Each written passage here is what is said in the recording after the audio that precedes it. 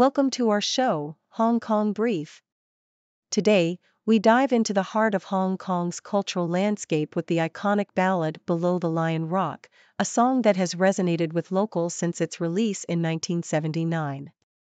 It symbolizes resilience and unity, reminding us of the city's spirit through generations. Despite changing times, this anthem continues to echo the struggles and triumphs of the people of Hong Kong.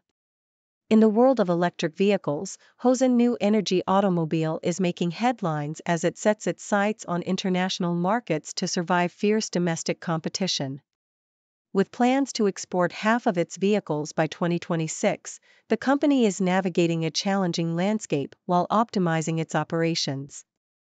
Despite a significant loss last year, Hozon's ambition to expand into Southeast Asia shows its determination to thrive. Lastly, we have some exciting celebrity news. Drew Taggart from the Chainsmokers has proposed to Brazilian model Marianne Fonseca in a surprise engagement orchestrated by none other than Ivanka Trump and Hailey Bieber. With a romantic dinner setup that turned into a magical moment, the couple is now sharing their love story with the world. Please stay tuned for more detailed coverage. South China Morning Post highlights the enduring significance of the song Below the Lion Rock, a ballad that embodies the resilience of Hong Kong. Composed by Joseph Koo and featuring lyrics by James Wong, the song was first recorded by Roman Tam in 1979 and has since become a cultural touchstone for the city. The song resonated with the struggles of working-class families depicted in the television series of the same name, which aired during a time when many were grappling with poverty and limited opportunities. The Lion Rock spirit symbolizes unity and determination, reflecting the collective strength of Hongkongers as they navigated the challenges of a rapidly modernizing society. Over the years, the song has been revived and remains a powerful anthem for the city's identity, even as its prominence has waned in recent times. In another piece, South China Morning Post reports on Hozon New Energy Automobile, a Chinese electric vehicle maker striving to survive amidst a fierce domestic price war. The company, facing a cash crunch and declining sales, plans to pivot by exporting half of its vehicles by 2026 while aiming for profitability. Hozon has begun assembling cars in Thailand and exporting to Southeast Asian markets, responding to the growing demand for electric vehicles. Despite the competitive landscape, where overcapacity has led to the downfall of several players, Hozon is focusing on cost-cutting measures and targeting middle-income consumers, hoping to establish a new operational model that can withstand the pressures of the industry. Lastly, the South China Morning Post shares the heartwarming engagement story of Drew Taggart from the Chainsmokers and Brazilian model Marianne Fonseca. The proposal was orchestrated with the help of Ivanka Trump and Hailey Bieber, who played pivotal roles in creating a memorable moment for the couple. Ivanka cleverly misled Fonseca into believing they were attending a girls' dinner, only for her to find Taggart waiting to propose. Fonseca, who has a successful modeling career and runs her beauty brand, expressed her excitement on social media, and the couple shared their joy with fans through photos and videos of the engagement. Their romance, which began earlier in 2023, has blossomed into a beautiful partnership, marked by support from their celebrity friends and a shared appreciation for the fashion industry.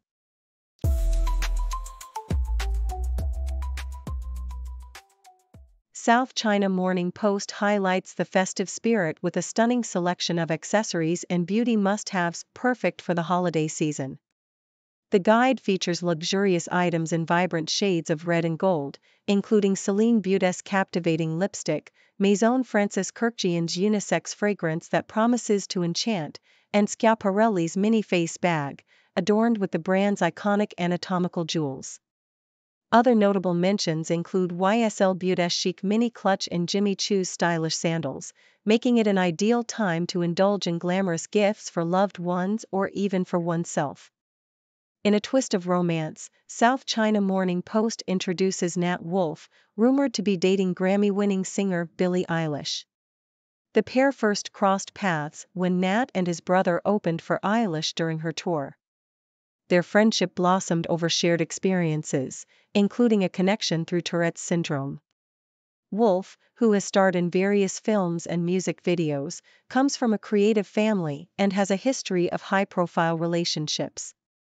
As Eilish navigates her dating life post-breakup, fans are eagerly watching this budding romance unfold. Nikkei Asia reports on Hong Kong's strategic move to boost tourism through the introduction of two giant pandas, Anan and Cuckoo, at Ocean Park. The public's excitement was palpable as crowds gathered to witness the panda's debut, marking a significant effort to revive the city's struggling economy. Chief Executive John Lee emphasized the pandas as cultural ambassadors, while local media dubbed the initiative the Panda Economy. With various panda-themed events and advertising campaigns underway, Hong Kong aims to attract visitors and stimulate spending, hoping to recover from the downturn caused by political unrest and the pandemic.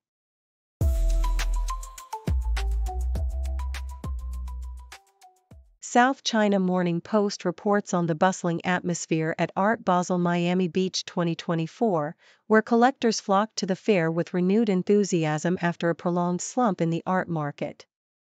Notably, collector Komal Shah made her first purchase shortly after the VIP doors opened, signaling a shift in sentiment among the wealthy who had been waiting on the sidelines.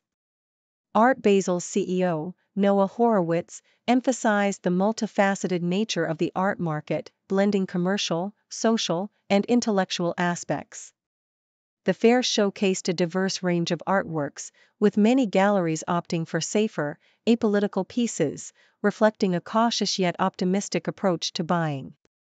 Major sales included significant transactions for works by renowned artists, indicating a gradual recovery in the market, albeit with some dealers urging caution until payments were confirmed. In a reflective piece by South China Morning Post, Warren Buffett's legacy and the influence of his first wife, Susan Thompson Buffett, are explored. As Buffett prepares to distribute a substantial portion of his wealth to various charitable foundations, he acknowledges Susan's pivotal role in shaping his philanthropic vision. Their marriage, described as unconventional, allowed Susan to pursue her passions, including music, while maintaining a close connection with Buffett. Their unique family dynamic, which included Susan introducing Buffett to his current wife, Astrid Manx, demonstrates their deep bond and mutual respect. Susan's activism and contributions to civil rights and women's reproductive rights further highlight her significant impact on Buffett's life and values. The Sydney Morning Herald highlights the fluctuations in the U.S. stock market, particularly focusing on the decline of Nvidia, which has been a key player in the tech sector. The drop in Nvidia's stock, attributed to an investigation by Chinese authorities, weighed heavily on the S&P 500, causing it to retreat from record highs. However, Australian markets showed signs of optimism with a projected rise at the open. As investors await crucial inflation data, expectations remain high for the Federal Reserve to continue cutting interest rates to support the slowing economy. Amidst this backdrop, notable corporate movements included a significant rise in Interpublic Group stock following a merger announcement, while oil prices also saw an uptick in response to geopolitical developments.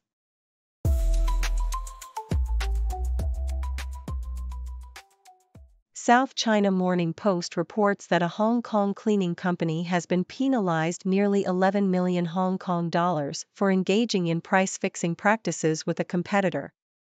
The investigation, initiated by the Competition Commission after complaints from public housing estate cleaners, revealed that Hong Kong Commercial Cleaning Services and Man Shun Hong Kong and KLN Cleaning Company colluded to manipulate bids for contracts worth 180 million Hong Kong dollars. The firm's directors admitted to breaching the first conduct rule by sharing sensitive information during the bidding process from May 2016 to August 2018. As a result, the Competition Tribunal imposed significant fines and recommended disqualification orders for the involved directors, marking a pivotal moment in the investigation of the cleaning services cartel. In another incident reported by South China Morning Post, a male student at the University of Hong Kong was arrested for allegedly filming a female classmate in a dormitory toilet. The 22-year-old victim, who was experiencing digestive issues, encountered the 19-year-old suspect while using a male restroom at Swire Hall. Upon discovering the invasion of privacy, she and her boyfriend confronted the suspect, leading to the discovery of multiple videos on his phone, which he attempted to delete. The university has since expelled the student from the dormitory and reminded residents of their rules regarding gender segregation. He has been released on bail and is required to report back to authorities next month. As the new year approaches, the South China Morning Post highlights an exciting fireworks display planned for Hong Kong's New Year's Eve countdown, promising a mesmerizing spectacle for attendees. For the first time, the show will feature a combination of rainbow-colored smoke and silver fireworks, choreographed by Lu Lin, who previously directed the Beijing Olympics fireworks. The display, themed the Symphony of Happiness, will include various segments showcasing natural elements and vibrant colors, symbolizing love, health, happiness, and wealth. Spectators can enjoy the 12-minute show from various prime locations across Hong Kong, with a giant countdown clock enhancing the anticipation as midnight approaches.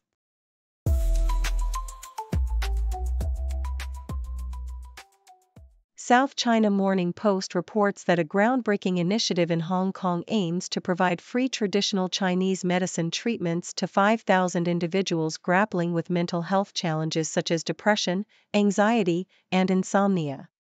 Launched by Baptist University in collaboration with the New Life Psychiatric Rehabilitation Association, this 3-year project seeks to establish clinical protocols for these issues.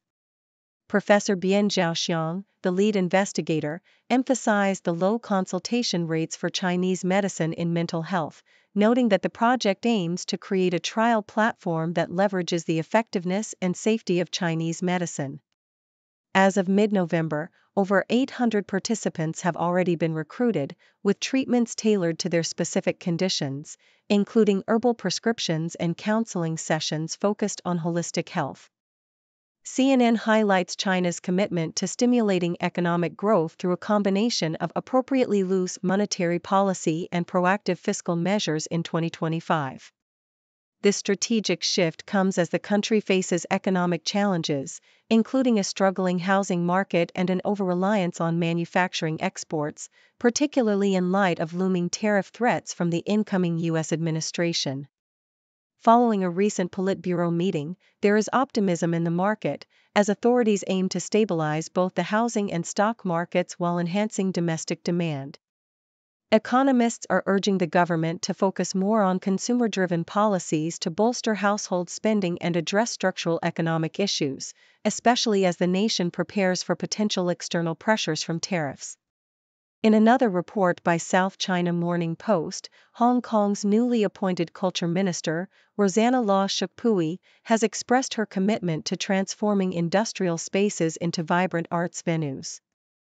During her inaugural address to lawmakers, Law outlined a blueprint aimed at enhancing the local arts scene by promoting Chinese culture and diversifying creative industries. She acknowledged the need to overcome regulatory barriers that hinder the conversion of commercial and industrial premises into performing spaces. Law's proactive approach aims to foster greater public participation in the arts, while also considering the concerns of residents regarding noise from performances. With ambitious goals set for the arts and culture sector, the government anticipates significant growth in this area over the next decade, projecting a rise in value added by the creative industries.